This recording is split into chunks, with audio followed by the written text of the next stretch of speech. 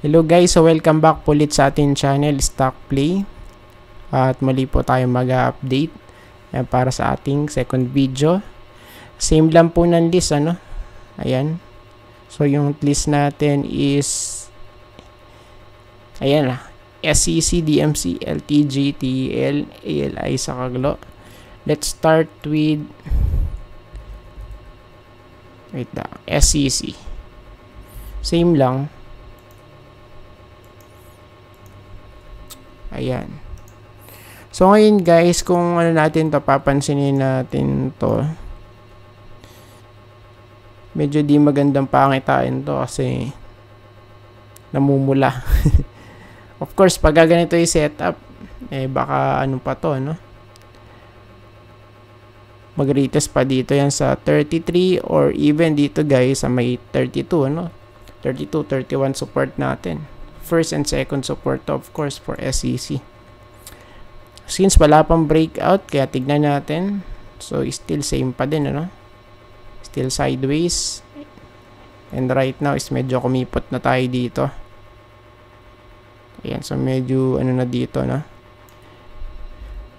Naging ranging na siya rito guys from 34 to 31.6. Ayan, so tignan natin to.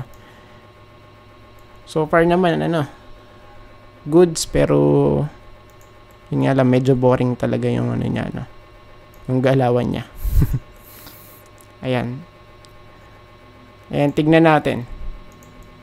Support, of course, ang pinakamalapit sa May 33. Ayan.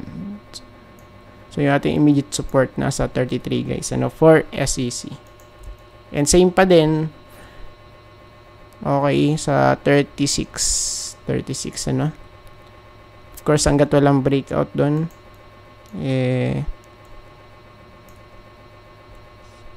hindi po natin ano to, no, makikita na magiging bullish yung chart. Ayan. So, supposed to be dapat makapanikbo na sa May 36. Next natin, DMC.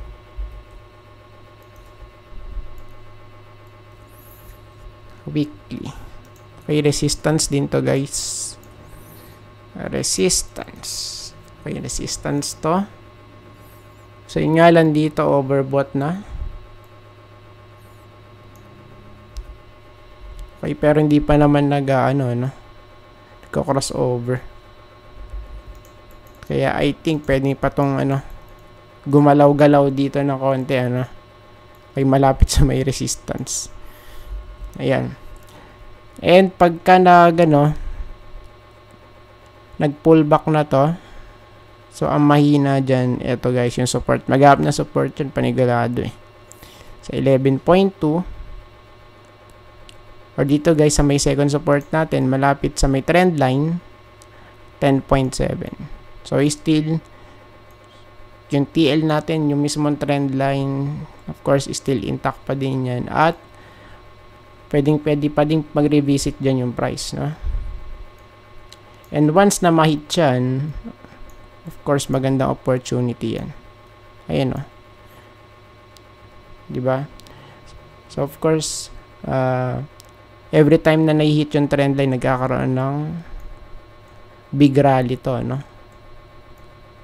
Yung price, ayan, no? Diba? Ayan. So, just in case lang pag, pagka na-hit yung trend line na yun. Next, DMC, LTG. LTG. So, alas ratas lang din dito. Okay, wala namang pagbabago, guys. No? So, alas same lang din. Same setup. And remember, may trend line po tayo dito sa baba. Ayan, since nung pandemic 2020, no? 2022, 2023, so twice nung 2023, and nung last, nung lang to, July lang guys. Okay. So nagkaroon ng bounce play pero mahina. Okay. Then, sa ating daily chart, check natin. Of course, still ano pa naman to, intact. Nasa taas pa rin ng 200-day moving average yung price for LTG, guys. Ayan. Of course, meron tayo ditong gap down. Ayan. Then, tignan natin, kung mafe-fill ba yan sa mga susunod na linggo, or yung worst case nga is malaglag dito. Okay, ayan. So, still possible na ganun yung mangyari, no?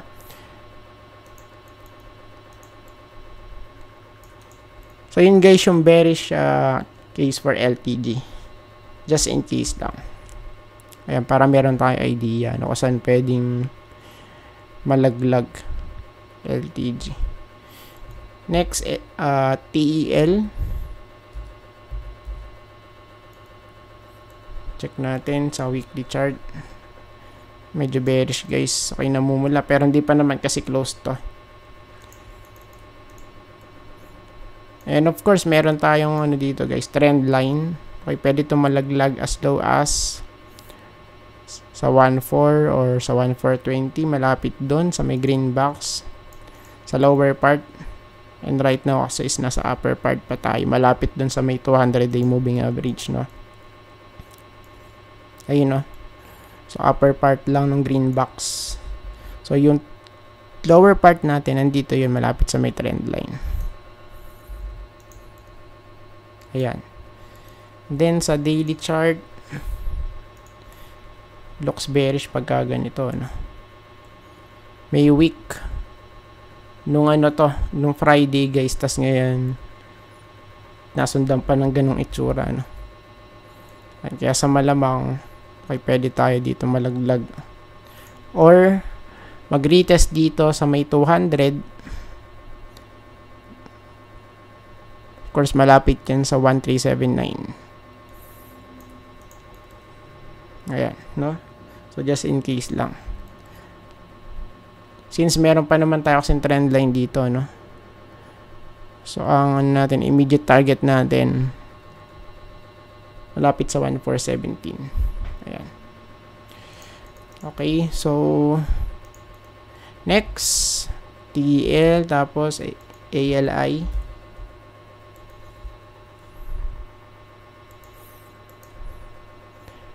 Same lang din dito kasi na to, resistance na to eh. Okay, tapos halos na ito yung trend line natin, Ayan. Ayan yung worst case. So, of course, sabihin natin ulit yung pinaka worst case for this one. Just in case lang na maulit-ulit. Since channel to, guys, dito yun. So, at least, okay, pwede ma-hit to, 28 to 27. Worst case. Pero yung natin, immediate support natin dito, nasa 33.55. Or mag-round off na lang tayo, malapit dun sa may 0.7, 33.7. Immediate support. So, ito siya, yo. Nag-i-start pa lang, guys, yan. Ayan, di ba? Okay, laglag, na-hit, laglag, na-hit, laglag, na-hit, laglag, na-hit, laglag. And possible ito. Start. Ayan. May ano po tayo dun, May pinagbasehan na tayo. Ayan. 33. Okay, malapit dun, guys, Sa may sinabi natin kanina. Okay, tapos yung last, of course, globe. Check natin sa weekly. So, halos doji lang yung na to. Itsura. So, halos doji candlestick. Okay. Pero kung titignan natin, if ever man na magkaroon tayo ng crossover, pwedeng mag-rally to. Ayun, So, medyo bumabaloktot. Ayan, pero, of course, not 100% na mangyayari yan. No? It depends. Then sa daily chart, so sa daily chart, medyo ano dito, nag-hold naman dito guys, ano, malapit sa 2-2. Ayun, no? Diba? Parang nagiging support to ngayon. Pero of course, hanggat wala tayong breakout, still pwede tayong malaglag dito sa may 2150 na to. Next green box natin for globe, ano. Ayan. And ipakita natin yung sa weekly chart, yung kanyang big picture. Ayan, para meron tayo idea na. So overall kasi ano to, nasa resistance. Ayun, no. 245 yung ano natin dito, yung ceiling. Ayan, pero meron tayong ano dito, second target. Ito naman guys, sa 24, ano ba to, 2440 to 2490. Okay, so tignan natin kasi papansinin natin, ano, every time na may hit yung ano na to, resistance na to, nagkakaroon ng sell off. Ayun, no, sell off, sell off, sell off. Okay, tas eto lang yung medyo naging pasaway, nag-break out, pero bumalik lang din dito, sa may support natin sa 17, ano. Ayan, kaya kung pagbabasihan natin yung ano niya, yung kanyang history, pwedeng bumalik dito yan guys. Worst case dito, no, sa 17, sa may support na to. Ayan, pero kung magrarally ulit, of course pwede nang mahit yung, so at least dito guys, sa 2460 dito, ay sa area na to. Ayan, so I think tapos na po tayo, at maraming salamat po sa panonood. See you po sa next video. Bye bye and God bless.